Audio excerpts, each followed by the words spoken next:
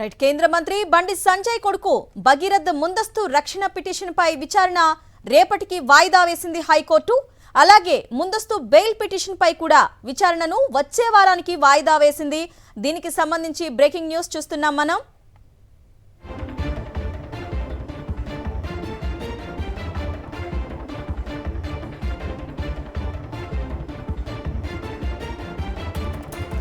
POCSO కేసులో ముందస్తు bail కోసం కేంద్ర మంత్రి బండి సంజయ్ కొడుకు భగీరథ్ ముందస్తు రక్షణ పిటిషన్పై విచారణ రేపటికి వాయిదా వేసింది హైకోర్టు.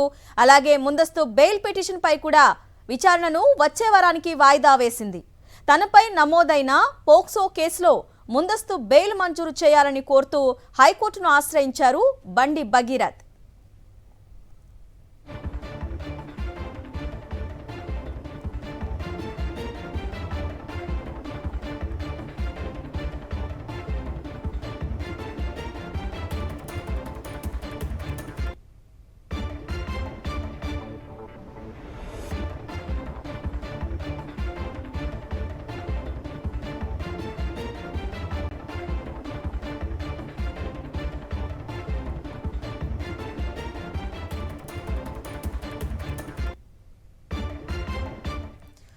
కేంద్ర మంత్రి బండి సంజయ్ కొడుకు బండి భగీరథ్ ముందస్తు రక్షణ పిటిషన్పై విచారణ రేపటికి వాయిదా వేసింది హైకోర్టు.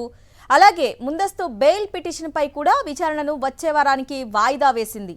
తనపై నమోదైన పోక్సో కేసులో ముందస్తు బెయిల్ మంజూరు చేయాలని కోరుతూ హైకోర్టును ఆశ్రయించారు బండి భగీరథ్.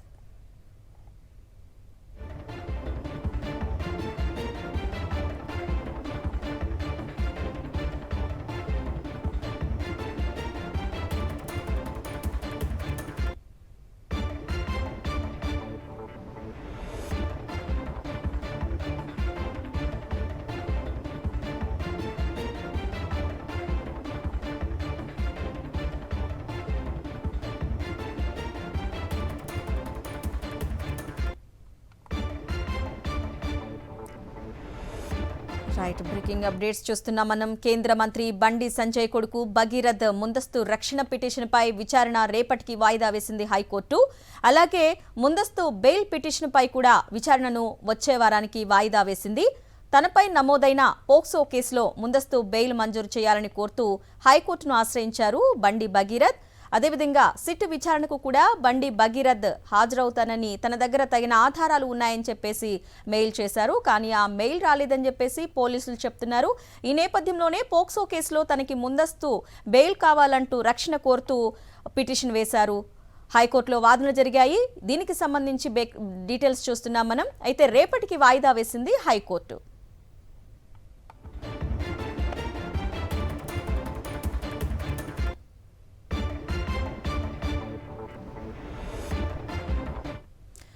రైట్, ఇక ఇదే అంశానికి సంబంధించిన పూర్తి సమాచారాన్ని మా ప్రతినిధి రాఘవేంద్ర అందిస్తారు. రాఘవేంద్ర.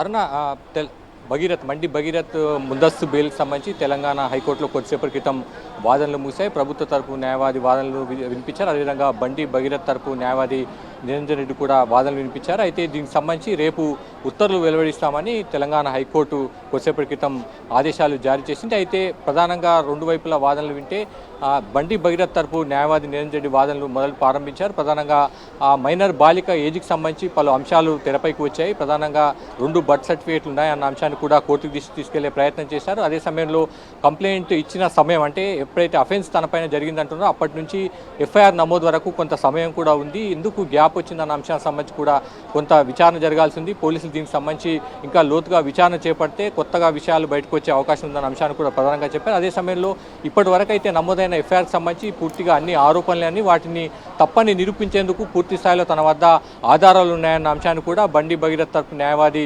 నిరంజన్ రెడ్డి తెలంగాణ హైకోర్టు దృష్టికి తీసుకెళ్లారు. అందుకోసమే తనకు ముందస్తు బెయిల్ కనుక ఇస్తే సీల్డ్ కవర్లో పూర్తి ఆధారాలను కూడా పేట్ బషీరాబాద్ ఇన్వెస్టిగేషన్ ఆఫీసర్ ముందు ఉంచుతారన్న అంశాన్ని కూడా ప్రధానంగా ప్రస్తావించారు. ఈ సమయంలో తెలంగాణ తెలంగాణ హైకోర్టు పలు అంశాలను లేవనెత్తింది. పోక్సో కేసు ఎందుకు మీకు వర్తించదన్న అంశాన్ని కూడా ప్రధానంగా ప్రస్తావించింది. మీరు ఎందుకు స్పెషల్, గతంలో పోక్సో కేసులో నేరుగా అరెస్ట్ అయిన అంశాలు ఉన్నాయి, బెయిల్ కూడా ఇవ్వలేదన్న అంశాన్ని కూడా ప్రధానంగా తెలంగాణ హైకోర్టు లేవనెత్తిన అంశం ఉంది. మొత్తం మీద అయితే వాదనలు కొనసాగి, మరోవైపు ప్రభుత్వ తరపు న్యాయవాది ఎట్టి పరిస్థితిలో కూడా ముందస్తు రక్షణ ఇవ్వద్దు, ముందస్తు బెయిల్ ఇవ్వద్దన్న వాదనలు కూడా వినిపించారు. ఇప్పటికే మెజిస్ట్రేట్ సమక్షంలో మైనర్ బాలికకు సంబంధించిన పూర్తి స్టేట్మెంట్ కూడా రికార్డ్ చేశాము. విచారణ కొనసాగుతుంది.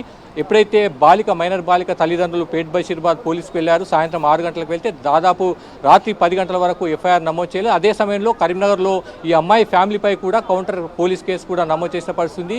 బండి భగీరథ్ తరపు తండ్రి, అంటే బండి భగీరథ్ తండ్రి ఇన్ఫ్లుయెన్షియల్ పర్సన్, కేంద్ర మంత్రిగా ఉన్నారు, విచారణను ప్రభావితం చేస్తున్న అంశాన్ని కూడా ప్రధానంగా ప్రభుత్వ న్యాయవాది తెలంగాణ హైకోర్టు దృష్టికి తీసుకెళ్లారు. ఇరువైపులా వాదనలు విన్న తెలంగాణ హైకోర్టు మధ్యంతర రక్షణకు సంబంధించి, అంటే ఇంట్రీమ్ ప్రొటెక్షన్ సంబంధించి రేపు ఉత్తర్వులు వెలువరిస్తామని చెప్పారు. ముందస్తు బెయిల్ పిటిషన్ సంబంధించి కూడా వచ్చే వారం పూర్తి స్థాయిలో వాదనలు వింటామని.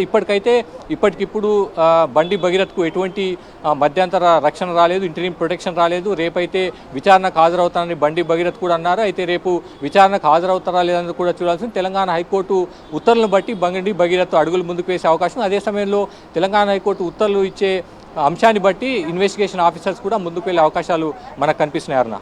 Okay Raghavendra, thank you.